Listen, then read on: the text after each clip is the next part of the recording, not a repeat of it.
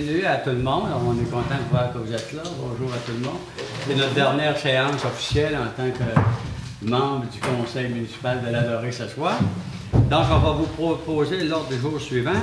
Lecture, acceptation de l'ordre du jour. Acceptation du procès-verbal du 11 septembre 2017. 4.1, on va déposer les enjeux du territoire de la MRC du domaine du Roumois pour l'information. 4.2, on va déposer les indicateurs de gestion de la municipalité. Dans Finances, à 5.1, on va accepter les comptes là, pour le mois courant.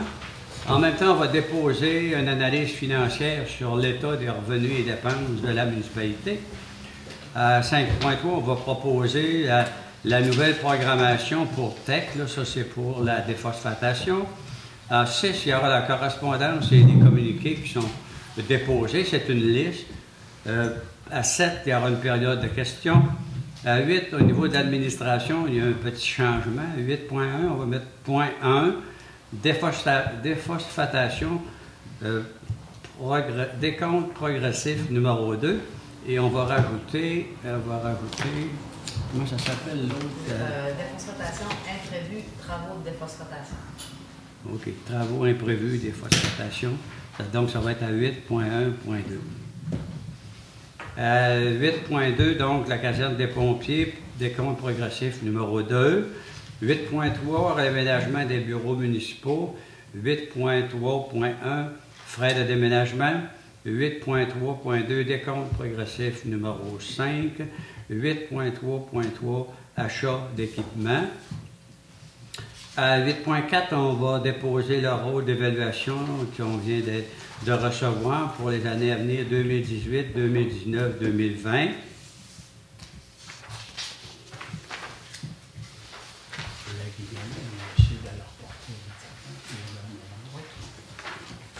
Excusez-moi. 10.1, ministère des Transports, de la mobilité durable et de l'électrification des transports. Programme d'aide à l'amélioration du réseau routier municipal, amélioration de la route Saint-Joseph-Nord, acceptation des travaux. 10.2, adoption du règlement 2017-009 intitulé modification du règlement 2006-005 intitulé nom de rue, route et chemin. Donc, on va proposer l'adoption de ce changement-là. À 12, santé et bien-être, Office municipal d'habitation de l'Adoré, regroupement. Donc, on avait mis à l'ordre du jour décision. Après discussion avec clos, le conseil préfère reporter cette décision-là après les élections. Donc, le nouveau conseil a tout en main à ce moment-ci, incluant l'information pour le conseil d'administration, pour le personnel, etc. Fait qu'on a opté pour, vu que c'est les dernières réunions, pour laisser porter cet enjeu-là là, pour une autre séance. Ça va? Dans 13, urbanisme, développement, mise en valeur du territoire, ministère des Affaires municipales et de l'occupation du territoire, acceptation de la résolution par laquelle on demandait de prolonger le délai pour l'adoption des règlements de concordance au schéma d'aménagement et de développement révisé. Ça, c'est le plan d'urbanisme pour faire quelque chose de plus court. On n'avait pas le temps d'être produit, c'est qu'on a demandé un délai jusqu'au mois de mai 2018. Ça va? 14.1, Club de motoneige Vélo du Nord, paiement de la subvention numéro 1. 16.1, vous avez vu qu'à 4, on n'a pas mis le rapport du maire, le rapport des conseillers, etc. Fait qu'à 16.1, chacun des élus, en commençant par M. Beau, on va faire le tour, faire un petit rapport, une petite discussion, soit sur notre avenir ou sur la municipalité. Moi, je vais conclure comme maire. Ça va? Et 17, il y aura une période de questions. 18, levée de l'Assemblée. On aura une proposition pour accepter l'ordre du jour. Vous allez proposer, M. Asselin? M. Beau. Puis la lancette, ça va. Chacun des membres du conseil, vous avez reçu la prochaine procès-verbal du 11 septembre. Alors, ça prendrait une proposition pour l'accepter. Je vais le proposer, M. Asselin. M. Vaillant-Jean. Je vais l'appuyer. Appuyé de Marc. M. Perron. Ça va. Donc, on dépose à ce moment ici le conseil en bref, c'est le conseil de la MRC de Domaine du Roi. La séance du ordinaire du 12 septembre 2017. Alors, on le dépose pour information des membres du conseil. Puis, si le public veut en avoir une copie, bien, il peut la demander. Puis, on va lui la procurer selon la procédure habituelle. Aussi, on dépose chaque mois la consommation d'énergie ainsi que le rapport de temps des employés pour l'année, ainsi que l'évolution des permis de construction depuis le début de l'année. En termes d'information, le dernier mois, on a émis 9 permis. Depuis le début de l'année, on a 104 permis d'émis au niveau de la construction. Ça comprend différentes catégories, pour un total de 4 923 000 $. Donc, il y a eu beaucoup de construction cette année. Fait que si nous veulent avoir le détail, on fait un rapport mensuel là-dessus. On est à 5.1, acceptation des comptes. Alors, normalement, le pro-maire vérifie l'ensemble du journal des achats. Chacun des membres du conseil, vous avez reçu une copie de toute la facturation pour le mois. Naturellement, le chiffre est relativement élevé parce qu'on a des contrats en cours, donc chaque mois, il faut payer nos contracteurs. Donc, à ce moment ici, le total des achats pour le mois à être autorisé, c'est 354 170 $ et 36, avec la retenue le retour des taxes, 332 427 et 21. Fait que M. Lalancette, ça vous va? Vous faites la proposition. Je peux l'appuyer. Mme Gagnon appuie. Merci beaucoup. Pour ceux qui sont moins habitués, tout ce qui était traité ici au public, si toutefois, en période électorale, il y en a qui veulent en avoir des copies, vous pouvez la demander pour fin de soit de propagande ou de conviction de vos futurs électeurs. Donc, je vais le mentionner parce que on ne fait pas souvent des assemblées en période électorale comme ça. Aussi, en même temps, pour rassurer tout le monde, on a demandé à la direction générale et à l'administration de nous produire une analyse sur l'état des finances, c'est-à-dire où qu'on en est à ce moment ici en termes de revenus pour la municipalité, en termes de dépenses. Fait que, sommairement, il n'y a aucune surprise, là, il y a quelques écarts. Et quand va arriver le temps de préparer le discours du budget, s'il y a des éléments de voirie qui sont disponibles et qu'on a besoin dans le domaine des loisirs, par voie de résolution, il y aura lieu de faire les transferts. D'accord? Donc, c'était pour un dépôt, l'analyse financière qui était réalisée par la municipalité. Et aussi, on dépose un comparatif comptable, c'est-à-dire quel était l'état des revenus et des dépenses en 2016, la période, la même épisode, puis on en est en 2017, fait qu'il n'y a pas de surprise. Je me suis rendu public ce soir, fait que si des personnes en ont besoin, il peut être demandé et rendu disponible sur demande. On est à 5.3. Texte, c'est pour les programmes de réaliser en utilisant la taxe d'assises. La taxe d'assises étant une somme qui est versée à la municipalité à partir de la taxe sur l'essence, est envoyée à la municipalité, elle est dédiée pour faire certains travaux. Ça fait qu'en fait, il y a quelques mois, je ne sais pas, quelques années, on avait inclus dans notre programmation les travaux de la déphosphatation. J'avais évalué à cette époque-là à 450 000. Quand on est allé en appel d'offres, puis on a fait tout le cheminement de la démarche, on s'est aperçu qu'on avait besoin de toute la subvention, fait qu'il faut reviser. Et au lieu de faire réaliser des travaux pour 450 000, il y en aura à 602 000. On les réalise pas toutes, on a enlevé quelques éléments. Et en plus, tant plus loin, on a eu une surprise en fin de semaine, fait qu'à ce moment-ci, ça prend une résolution pour envoyer au ministère à l'effet que ce qui avait été prévu, les majorés, et en même temps, la municipalité s'engage à dépenser 28 $ par habitant par année là, pour différents travaux. Puis ça prendrait une résolution là, pour approuver officiellement là, la programmation qui a été autorisée par voie de contrôle. Je vais faire la proposition. M. Simard. Je vais l'appuyer, M. M. Baillargeon. Ça va. Déphosphatation, on est donc dedans. Le décompte progressif numéro 2. Alors, ça veut dire que c'est la deuxième réclamation sur ce projet-là. Cumulatif, on est à 156 000 de travaux. Là, on a le premier décompte à 54 000.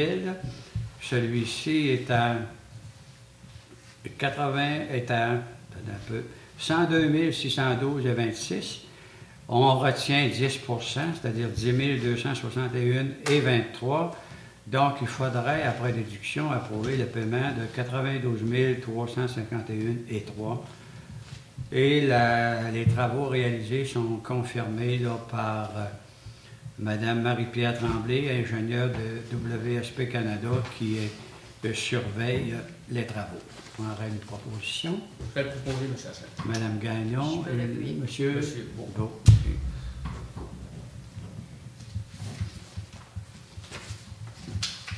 Donc, jeudi passé, on est arrivé à 8.1.2, pour compléter les travaux, pour implanter un débitmètre sur la tuyauterie dans le fond des étangs. Et on n'était pas été en mesure de localiser les tuyaux parce qu'il y a trop d'épais de boue, puis en plus, il y a des genres de, permettez-moi l'expression, de galettes. Et ils ne sont pas capables de localiser les tuyaux. Fait que là, dans le fond, on avait commencé à remplir les étangs. Fait que là, il faut les revider. Ça va prendre quelques heures. Après ça, il faut remobiliser l'équipement pour aller fouiller dans le fond puis localiser les tuyaux. Et ensuite, il faut les réparer puis installer les débitmètres. On avait le choix entre reporter les travaux en 2019 ou les faire maintenant, parce que notre budget était pratiquement épuisé. Ça fait que le Conseil pense qu'il y a déjà certains travaux qu'on a soustrait parce qu'on n'avait pas suffisamment de budget. On a soustrait, je pense, combien déjà? 55 000. Si on retarde ces travaux-là en 2019, ça va faire en sorte qu'on va avoir accusé un retard important. On va être mal équipé en termes de lecture des débits, etc. Fait que le Conseil adoptera une résolution, si vous êtes d'accord. On a encore des argents en surplus. Puis en fait, il y a des économies d'échelle qu'on a faites en voirie avec le projet Saint-Joseph, entre autres. Fait qu'on autoriserait la direction générale, puis au niveau technique, avec le contracteur, de faire les travaux nécessaires pour localiser les tuyaux, comment ils nous soumettent un prix pour la réalisation. Lorsqu'ils vont soumettre ça, les élections ils vont être en cours, on ne pourra pas le payer, mais on dégagerait les budgets aujourd'hui, on libérerait l'espace financier. Puis quand les travaux seront connus et appréciés, ils vont soumettre la somme à être budgétée. Puis le prochain conseil, vers le 10-12 novembre, approuvera la soumission et les travaux, si ça vous convient, parce que là, on est au 2 octobre. Si on retarde indûment, on va se ramasser à Noël, puis on n'aura pas fini. Et remobiliser les équipements, compte tenu de tous les autres travaux qu'on a annulés, peut-être qu'en 2019, on va être rendu peut-être bien à 150-200 000 pour avoir fait le job à moitié. Fait que, on ne pense pas que ça va être très dispendieux, mais on donnerait l'ouverture, les membres du conseil, là, oui, à la direction générale, avec les techniques, les Martin puis Olivier, ils vont gérer ça. Ils vont prendre la chaloupe, puis on va s'occuper de ça. Que, ça prendrait quelqu'un pour proposer. Je peux l'appuyer, monsieur. Oui. Monsieur Lalancet? Oui, d'abord.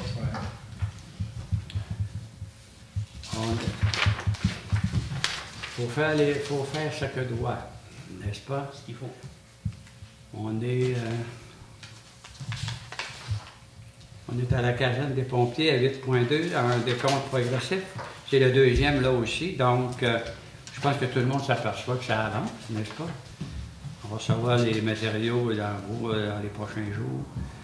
Donc, à ce moment-ci, on a pour 293 000 de réaliser. Depuis le début, on a des retenues pour 29 000.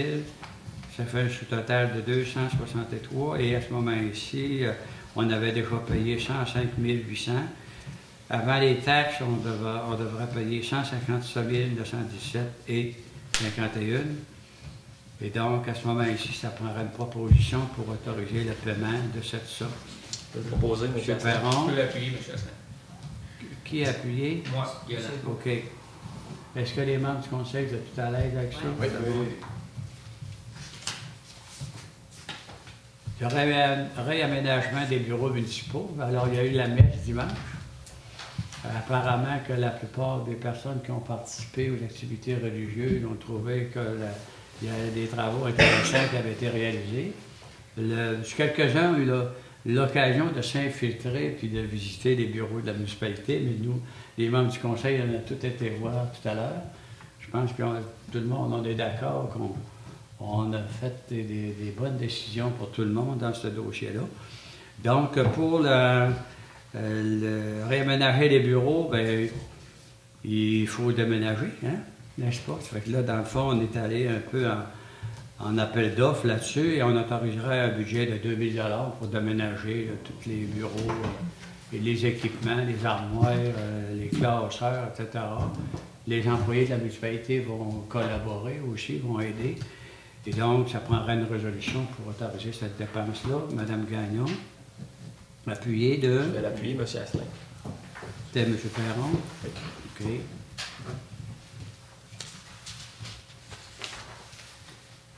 On est toujours dans les bureaux municipaux, des comptes progressifs numéro 5. Donc, à ce moment-ci, on a des travaux d'accomplis pour 573 000 $. Je me laisse tomber les sous, là. On a retenu les 57 000 pour, comme prévu, ce qui fait un sous-total de 515 000.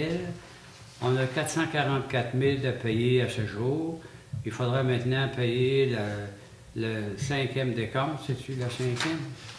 Oui, le cinquième décompte pour 71 585 et 74, plus les taxes. Donc, ça prend une résolution pour approuver ce paiement.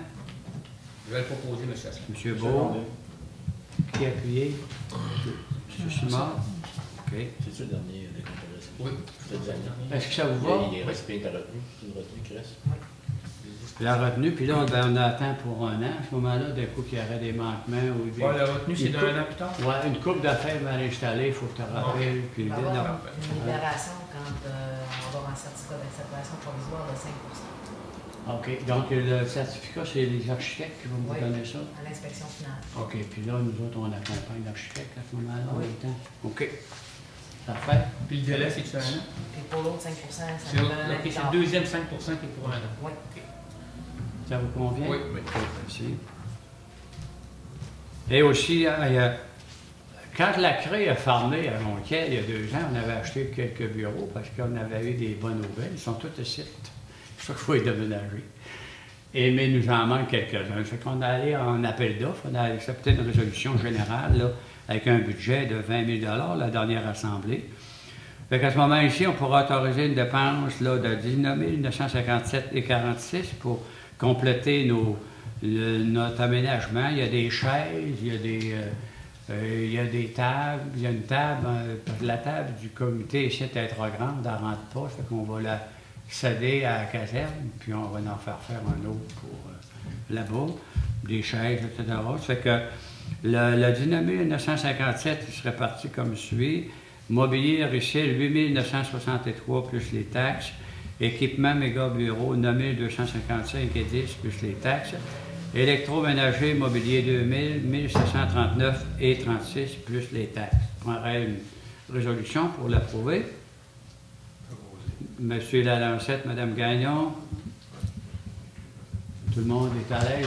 Oui, monsieur. Vous avez la liste aussi là, de toutes les soumissions qui est en général, là, mais on n'est pas tenu de donner l'information individuelle. Alors, on donne bien que les montants. Ça va pour ça. Dépôt du rôle. Alors, à chaque 3 ans, il faut qu'on fasse réévaluer nos immeubles pour s'assurer que les taxes chargées à chacun des immeubles correspondent à la juste valeur des immeubles. Fait qu'on a procédé dans cet exercice-là. Le 15 septembre, M. Vimec est venu nous déposer ses travaux. Ce soir, on veut le présenter au public puis le déposer parce que c'est ce rôle-là qui va servir pour fixer les taxes en 2018. Alors, sommairement,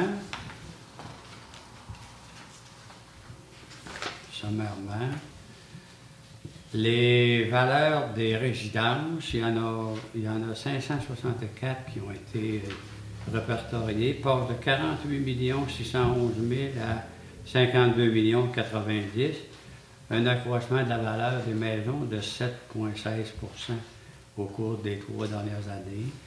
Les chalets, maisons, villégiatures, 79, il y en avait pour 4 681 000. Maintenant, il y en a pour 5 190 500. Donc, en villégiature, la valeur des immeubles a monté de 10,8 %.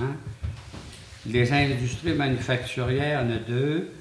Ça a baissé, j'imagine, à cause du climat économique. Là, on avait pour 4 34, et maintenant, ils sont à 3 884, une baisse de 3,72. On a un effet indirect aussi dans le domaine du transport. Pardon.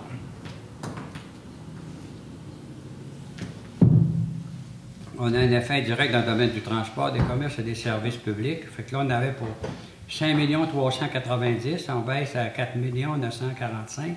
On parle de 15 immeubles. Des commerces, il y en a 14.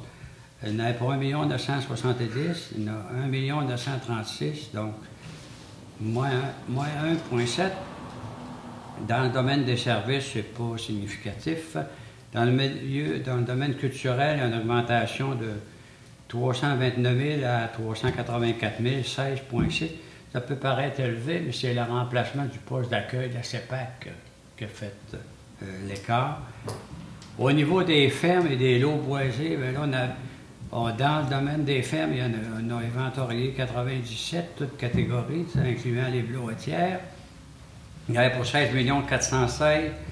On a maintenant pour 18 689. Donc, la valeur des terres, des boisés et des blotières a monté de 13 %.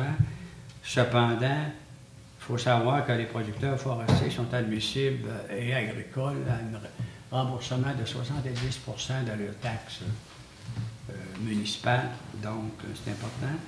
Et les immeubles non exploités, en particulier là, les grandes superficies, soit de terre ou de l'eau à bois. Il y en avait pour 4 millions, et là, on a 4 900 000. Fait que le total du rôle était de 86 millions en 2015. Au 1er janvier 2018, il va être à 4